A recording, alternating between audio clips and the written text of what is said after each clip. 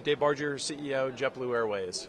Thank you for talking to us here in Cape Town at the IATA AGM. You've just come off quite an interesting panel discussion in terms of social media, Twitter in particular. What is your social media strategy at JetBlue? Well, it's a very important piece of input, data source, real time. At JetBlue, we have 1.7 million Twitter followers, for example. I tweet personally, so I think this is just a way to personalize the company. Now, 140 characters on Twitter can't personalize the message, but it really helps you with real-time information. And this is where travelers are living today. This is where our crew members are living today. So our message is you better embrace it, and we certainly have. Being a CEO and balancing tweeting at the same time, how do you manage that?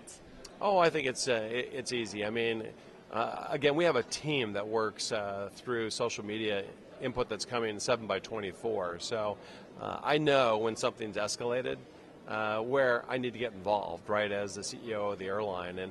And by and large, it's more from the standpoint of information input as opposed to me having to be involved. But it's a great source of information. You're learning more about your company through the customers on the airplane as they're arriving. And listen, with Wi-Fi happening at altitude, you better embrace it, right, because that's how you're going to get input. It's in real time.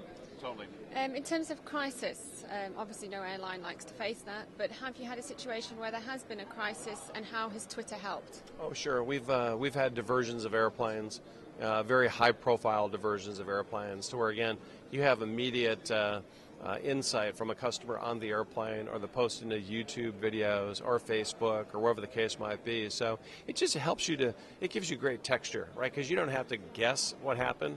Here's what happened, right, because here's the picture, here's the words, and it's real time. So again, our message is, today's society, embrace it. Let it be part of your company's DNA.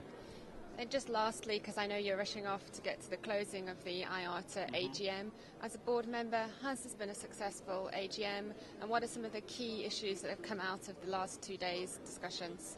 It's been a very successful AGM, and I think our host airline here was South African Airways, and of course in South Africa. It's nice to be on the continent as well.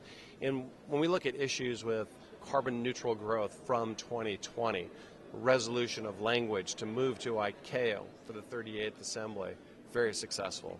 Is it perfect? It's never going to be perfect when you're looking for compromise. New distribution capability and updates with what's happening there as we look at that landscape, very, very positive. And really, when you get together in a setting like this with 750 people, it's a great place to network as well and get an awful lot of business done. Thank you very much for your time, and thank you for talking to Breaking Travel News. Absolute pleasure, and honored to be on it, and congratulations. Best to Breaking Travel News in the future. Thank you very much. Thank you, that was great.